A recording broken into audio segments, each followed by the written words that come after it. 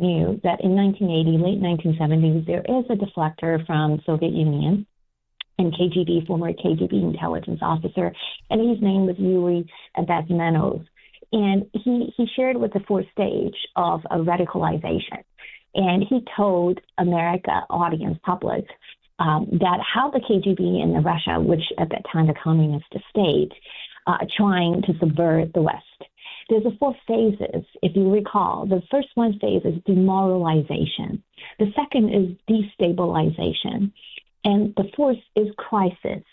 The third is crisis. The last one is normalization. So that's the process of radicalize a society. So if you're looking at America, as a 250 years of kind of a country, and if you're particularly looking at the last 60, 70 years after the Cold War, the Second World War, and the process of, if you're putting this four phases into the last decade, 7, 8 decades, you will see the demoralization that's happening, particularly speeded up in the last 30 years. And when the Chinese Communist Party took the torch from after the dissolvement of the Soviet Union, the communism and the Com International as organization, as a dark web of organizations, agencies, and proxies, they're still in operation. They just passed the torch to the Chinese Communist Party. Okay, they didn't die. They're like a evil specter hunting. They used to hunt European countries, but now, they went to Russia, and then now they landed Soviet Union, and now they landed in China, and has seizing the land of China and enslaved the Chinese people for the last 75 years.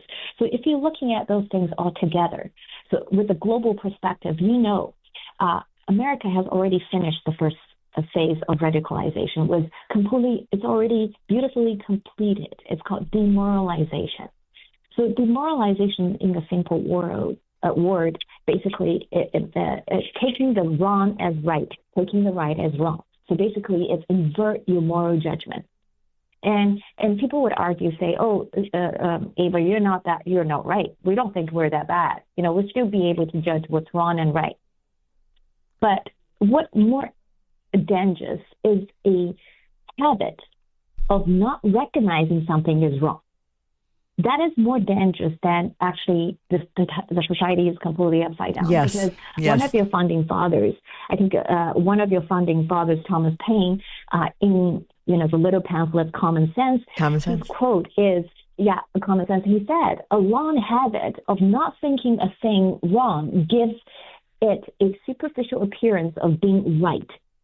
Okay, so this is what he said. If you think about it, there's so many things that have gone wrong in the society, but people don't even realize it's wrong. And you can talk about your DEI, hiring, the diversity, inclusion. You can talk about transgenderism, abortion, those parenthood clinics all over the United States. You can talk about those. You can talk about church start preaching, start allowing a gay marriage and all those things, right? So when you're not thinking something is wrong and people not be voiced it, and you would have to think, how did that happen?